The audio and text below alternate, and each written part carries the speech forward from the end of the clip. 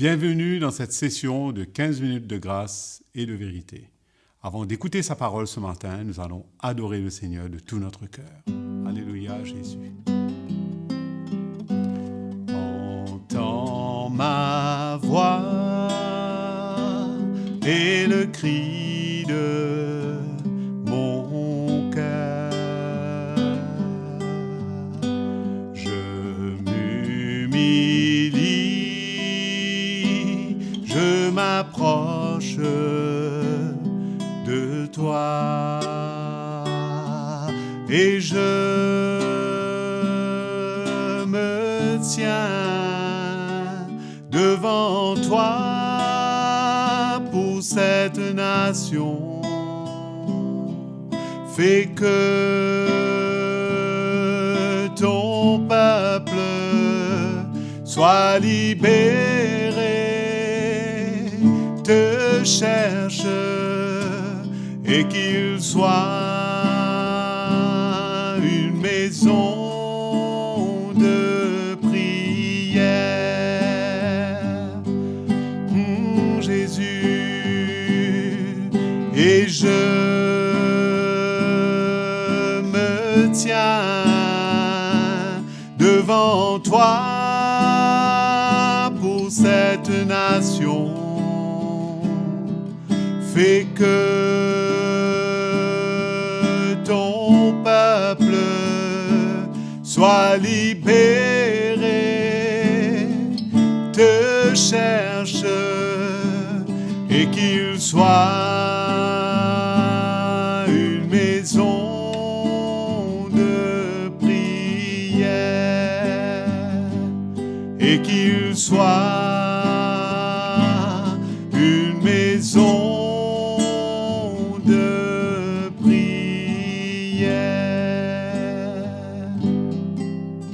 Alléluia Seigneur.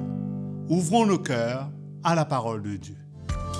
Bonjour, une joie dans mon cœur d'être avec vous encore pour cette nouvelle session de 15 minutes de grâce et de vérité.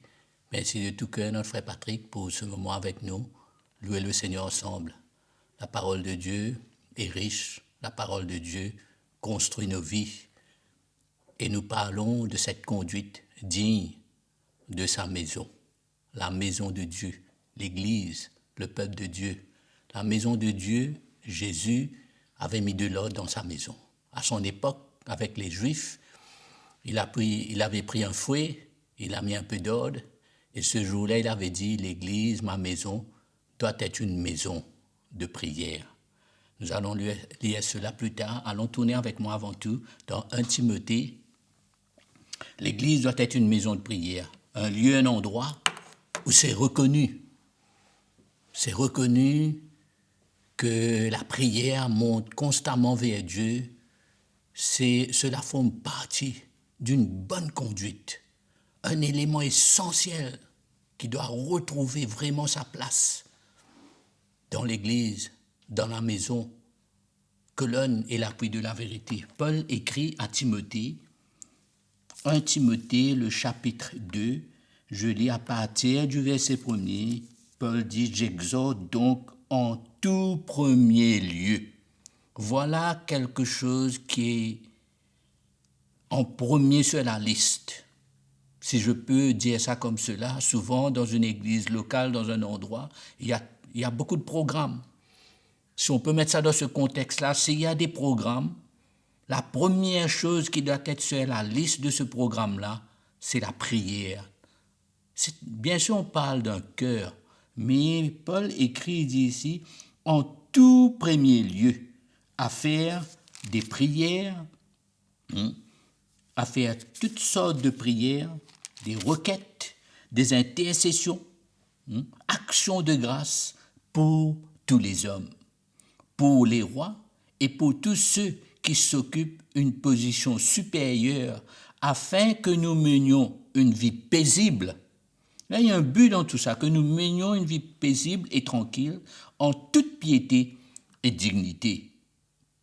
Cela est bon et agréable devant Dieu, notre Sauveur, qui veut que tous les hommes soient sauvés et parviennent à la connaissance de la vérité. Nous voyons quand la prière retrouve sa place dans cette maison qui est la maison de Dieu. Nous avons parlé, nous avons vu comment c'est Jésus qui construit, qui bâtit sa maison. Et Paul écrit clairement dans une de ses recommandations nécessaires, importantes, il dit comment la prière doit être en premier lieu. Et quand nous lisons cela, quelle vision il y a? On ne parle pas de prier, demander toutes sortes de choses à Dieu. Je ne vais pas enseigner sur la prière ce matin, mais je parle d'une conduite. Et quand nous prions avec une vision, nous voyons premièrement, non seulement pour que l'Église, nous-mêmes, le peuple de Dieu, nous puissions vivre en paix et avec un bon témoignage, mais aussi il y a une vision du salut pour les hommes, parce que là, Paul dit, prions pour ceux qui sont en autorité, mais prions aussi pour que le Seigneur révèle son amour, parce qu'il y a un seul Dieu et que le message de l'Évangile puisse emmener le peuple de Dieu. Vous savez, quand il y a un message présent dans l'Église, parce que quand nous venons dans la prière, cela doit être avec un cœur pur, un cœur qui honore le Seigneur. Paul écrit, au fait, si nous lisons encore 2 versets ici, car il y a un seul Dieu, verset 5, et aussi un seul médiateur entre Dieu et les hommes, Jésus-Christ, homme, qui s'est donné lui-même en rançon pour tous. C'est le témoignage rendu en son temps voulu, pour lequel j'ai été moi-même établi prédicateur et apôtre. Je dis la vérité, je ne mens pas, docteur des païens, dans la foi et la vérité. Je veux que les hommes prient en tout lieu, en élevant des mains pures, sans colère ni contestation. Il y a un message qui peut produire et emmener le peuple de Dieu à vouloir vivre avec un cœur pur. Vous réalisez, dans la maison, dans l'église, malheureusement, souvent on est là et il y a souvent le non-pardon, il y a souvent toutes sortes d'attitudes, toutes sortes de choses qui se passent dans l'église, alors que l'église, qui est la maison de Dieu, est appelée à être une maison de prière. Jésus nous dit cela si nous lisons dans Matthieu, vous connaissez ce passage, allons lire dans Matthieu, le chapitre 21, le verset 13. Verset 12, Jésus entra dans le temple, il chassa tous ceux qui vendaient et qui achetaient dans le temple. Il renversa les tables des changeurs et les sièges des vendeurs de pigeons. Oh là là, voilà dans quel état il avait trouvé la maison de Dieu, l'Église, à l'époque, avec les Juifs. Mais c'est un message pour nous, parce que Jésus met de l'ordre. Jésus construit son Église et il a un message pour mettre de l'ordre. Nous avons parlé de cela et nous allons continuer à parler de cela. Il y a une conduite, il y a de l'ordre. Jésus dit, il est écrit, ma maison sera appelée une maison de prière, mais vous en faites une caverne de voleurs. Quelle mauvaise conduite quand on n'a pas cette révélation et qu'on voit l'Église comme une source de gain, comme un moyen pour faire des business. Oh là là, Jésus met de l'ordre dans son Église, la lumière et la vérité de l'Évangile. Et je vais juste passer aussi, parce qu'on parle de l'Église, une maison de prière. Nous voyons que dans le livre des Actes des Apôtres, il y en a plein d'endroits. Je vais quand même me permettre de lire quelques versets avec vous pour voir que l'Église, la prière, formait partie de la vie de l'Église. C'était, allons mettre cela dans ce contexte, c'était comme une bonne conduite pour rester dans la foi, pour construire nos cœurs ensemble, pour garder un cœur pur, pour prier pour la nation, pour prier pour ceux qui sont établis en autorité dans l'Église, pour prier selon la volonté de Dieu. Et tout cela construit nos vies. Tout cela nous donne ces éléments nécessaires, importants, pour avoir cette bonne conduite dans la maison de Jésus-Christ, la maison qu'il construit. Dans Actes des Apôtres, nous pouvons lire, allons vite passer quelques versets. Nous lisons déjà Actes des Apôtres, le chapitre 1er, le verset 14, tous d'un commun accord, persévérer dans la prière, avec les femmes, avec Marie, mère de Jésus, et avec ses frères. Le chapitre 2, le verset 1er, lorsque le jour de la Pentecôte arriva, ils étaient tous ensemble dans le même lieu. Ils étaient en prière. Le chapitre 2, le verset 42. Ceux qui acceptèrent sa parole furent baptisés et en ce jour-là furent ajoutés environ 3000 âmes. Ils persévéraient dans l'enseignement des apôtres, dans la communion fraternelle, dans la fraction du pain et dans les prières. C'était une conduite que l'Esprit de Dieu et que le message de l'Évangile emmenait automatiquement, si on peut dire, d'une manière naturelle, le cœur se penchait vers ce moment, vers cette importance de venir ensemble comme une maison de prière. Le livre des Actes des Apôtres, on continue quelques versets. C'est juste pour vous donner quelques exemples, comment l'Église primitive, qui est un modèle pour nous, qui est un exemple pour nous, parce qu'il y avait un message au milieu de l'Église, le message du ministère apostolique était clair, et tout cela emmenait l'Église à vivre et à avoir une conduite selon la vérité de la parole de Dieu.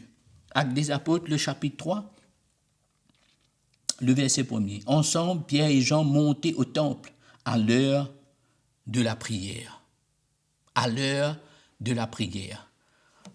Aujourd'hui, on a ce mot programme, on fait des programmes, mais si on pouvait dire comme cela, c'était une priorité dans le programme. Ils partaient ensemble à l'heure de la prière. Actes des Apôtres, le chapitre 4, le verset 24. Voilà.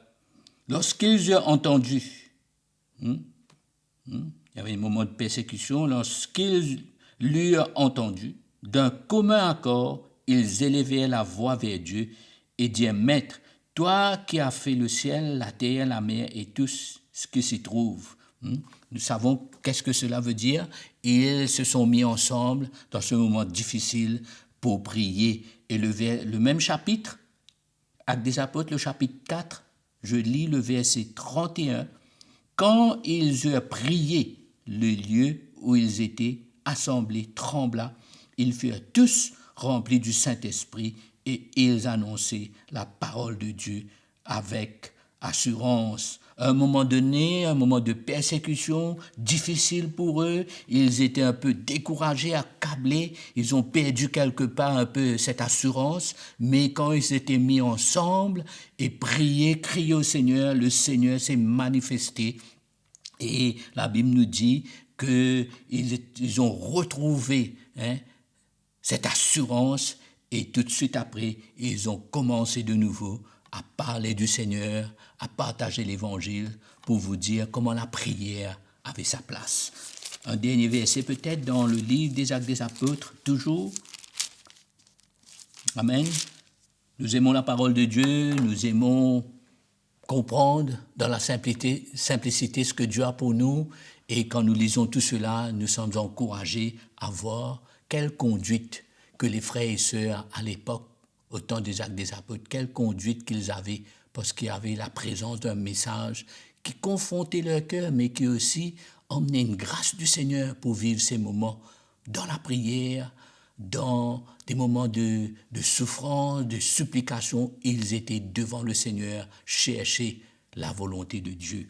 Actes des Apôtres, un dernier verset, nous lisons ensemble. Le chapitre 12, le verset 12. Au fait, ça s'était passé quand ils avaient mis Pierre en prison et que le Seigneur avait délivré Pierre.